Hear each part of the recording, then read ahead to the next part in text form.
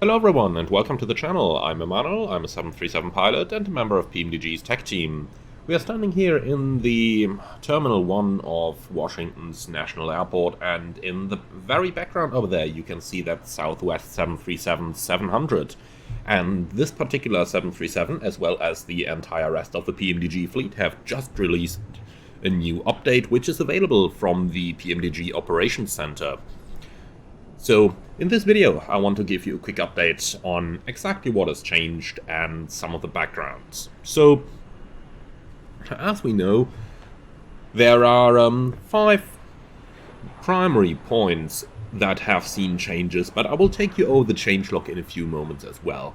The primary changes include continued improvements in native aircraft stability and prevention of disturbance from flight by the simulator's overly exaggerated gust and vertical shear model, additional computational derived stall angle of attack models for all wing configurations based on the 3 different body types. This is an enormous workflow that has been underway for many months and involves advanced computational models to move beyond the simulation's platform one wing model, in favor of a more realistic and dynamic model that accounts for changes in the shape and capabilities of the wing brought about by slat and flap position changes.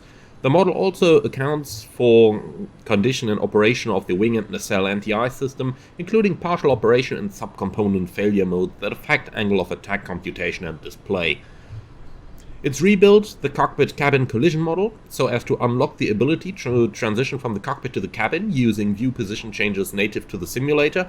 However, do note cockpit door functionality will come with a future update that brings broader changes and improvements to the cabin area. For now, simply walk right through the door to move between the cabin and the cockpit. So this is really work in progress, guys. However, it does unlock the possibility, as quite a few have asked for it, and it is going to be improved in the future. Similarly, the update includes expanded and improved soundscape in the cabin area, but once again note this is a work in progress and will continue to grow and change during feature update cycles. However, I'm sure that PMDG is going to love your feedback on it, so please do post it either via support ticket or into the forums. Finally, the EFIS map display configuration that was initially used by carriers such as Continental and Southwest, but also for example Air Berlin, but was later discontinued in favor of the more common PFD-ND setup that you guys have seen already in the 737 has been re-enabled, and that feature was initially disabled due to some drawing problems at the simulator's core rendering engine for glass displays.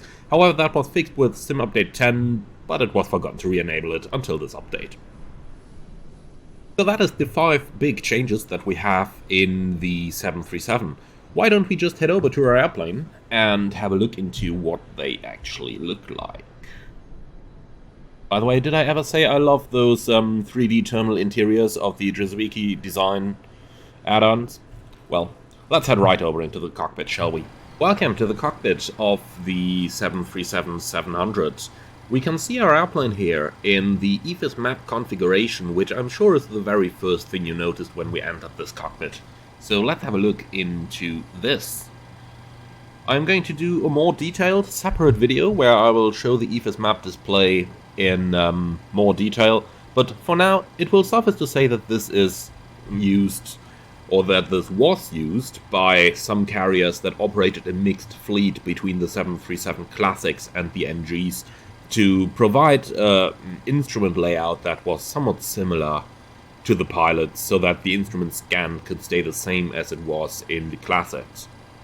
Now, let's move a little bit backwards, and right now we can see the cockpit door is still not clickable, still not movable. However, you are able to walk right through it now from the cockpit in order to access the cabin. So once again, this is going to see some improvement as the cabin area improves. However, the camera is no longer blocked from it.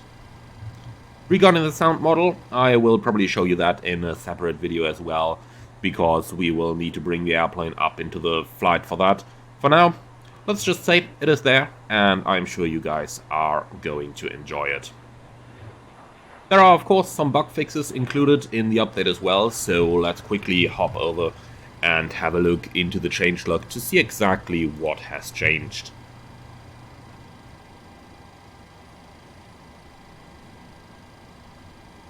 Here we go. This is the update post where Robert has announced the new update. So this is the changelog. In general, we can see there is primarily stuff related to the geometry of the externals, as the aircraft has received system changes only to the points that have been illustrated above. So a couple of stuff that I do want to point out over here. We'll start right from the bottom with passengers' windows on the 600 tinted when in the cabin. And that is something that a user on my channel has just recently pointed out, so I'm glad to tell you that it is fixed now. A couple of other stuff includes some fixes to the right aileron on the 600, some holes in the cockpit, and holes in the aft cargo compartment. Let's go down to what I'm sure all of you will want to have a look at as well, and that is the PMDG 737-900. Nah, just joking, the EFB. We'll get to that. So, testing the PMDG 737-900 is progressing mostly well. We are still in a few areas we want to get cleaned up before it is released to you.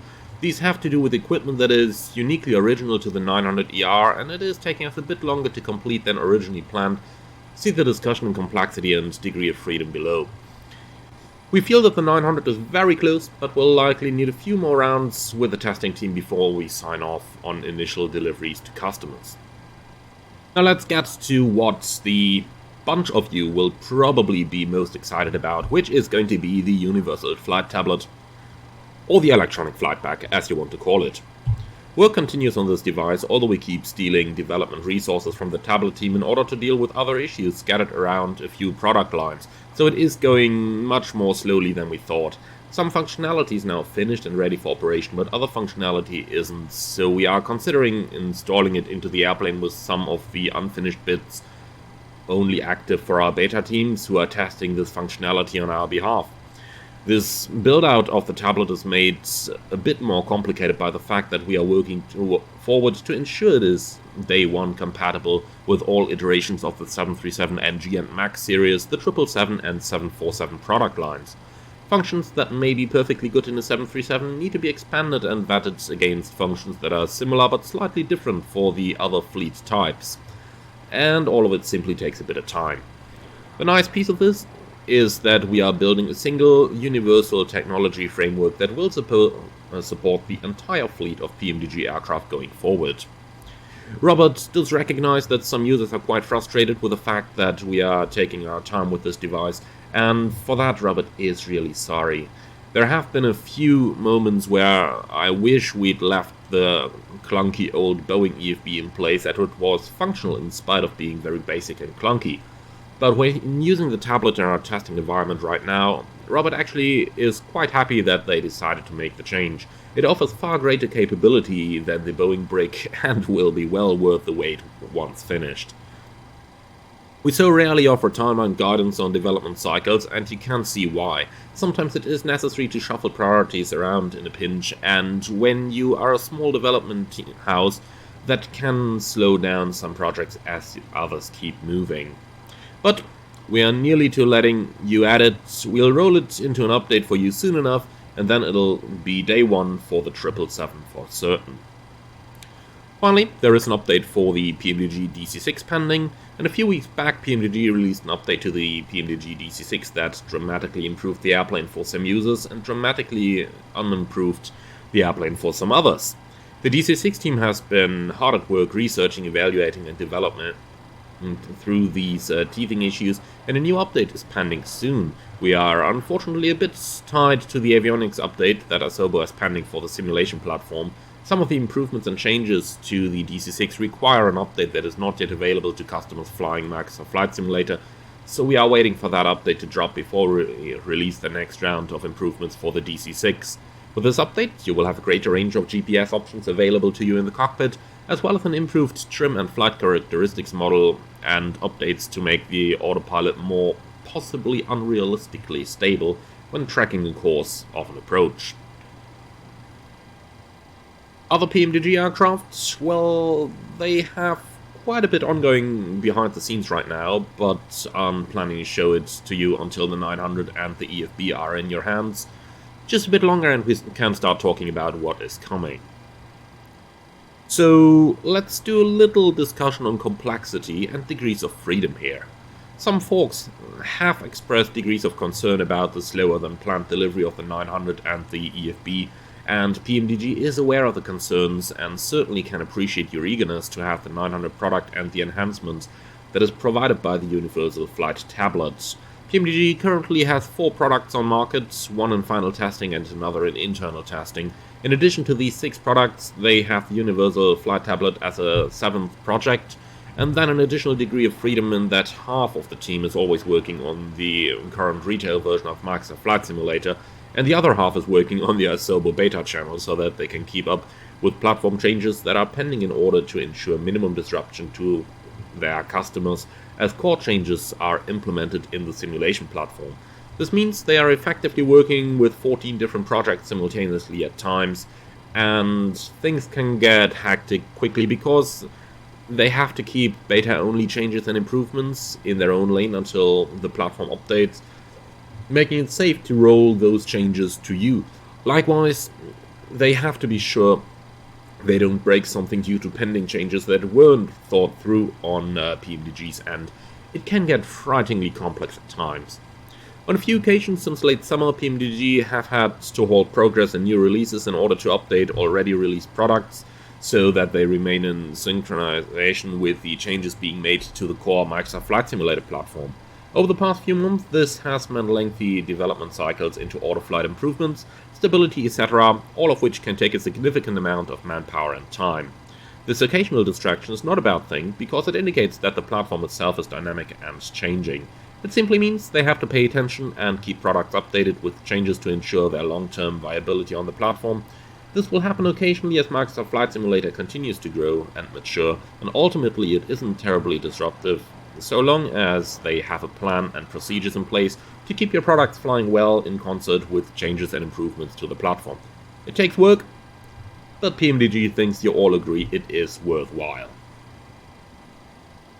Alrighty, that is pretty much the update that we have just seen released on the PMDG 737 series. It is available for the 600, 700 and 800 through the PMDG Operations Center. Be sure to run that one as administrator when you want to update, otherwise things are not going to work well. And that is going to be it for this video. I wish you all a Merry Christmas, possibly a Happy New Year if we don't speak until the New Year, but I'm sure we will. And I'm going to go into a couple more detail about the EFS map system and the new AOA logic as soon as I do find the time for it. So, thank you very much for your attention, everyone, and as always, like, comment and subscribe, and if you do want to support the channel, you can do so through the Buy Me a Coffee link that you can find in the video description below. Thank you very much for your attention, and Merry Christmas.